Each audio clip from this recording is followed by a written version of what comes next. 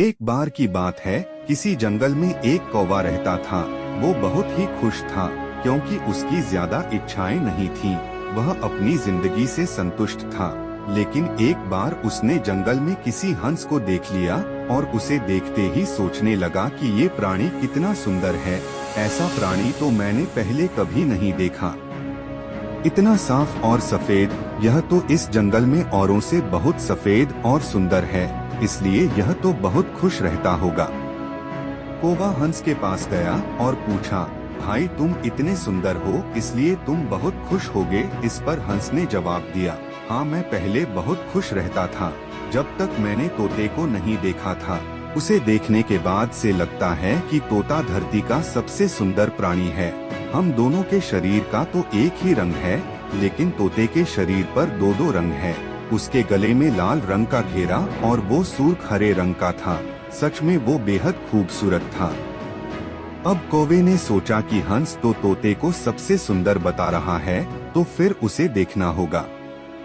कौवा तोते के पास गया और पूछा, भाई तुम दो दो रंग पाकर बड़े खुश होगे। इस पर तोते ने कहा, हाँ मैं तब तक खुश था जब तक मैंने मोर को नहीं देखा था। मेरे पास तो दो ही रंग हैं, लेकिन मोर के शरीर पर तो कई तरह के रंग हैं। अब कौवे ने सोचा, सबसे ज्यादा खुश कौन है, यह तो मैं पता करके ही रहूंगा, इसलिए अब मोर से मिलना ही पड़ेगा। कौवे ने मोर को जंगल में ढूंढा, लेकिन उसे पूरे जंगल में एक भी मोर नहीं मिला और मोर को ढूंढते ढूंढते वह चिड़ियाघर में पहुंच गया तो देखा मोर को देखने बहुत से लोग आए हुए हैं और उसके आसपास अच्छी खासी भीड़ है।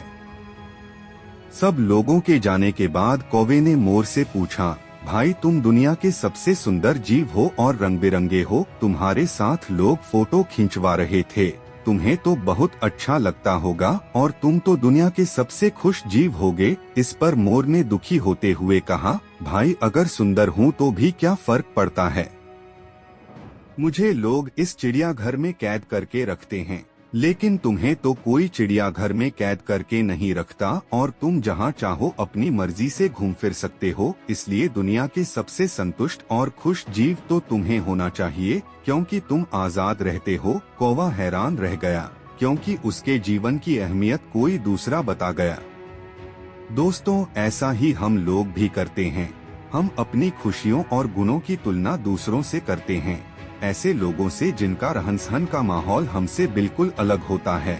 हमारी जिंदगी में बहुत सारी ऐसी चीजें होती हैं जो केवल हमारे पास हैं, लेकिन हम उसकी अहमियत समझकर खुश नहीं होते।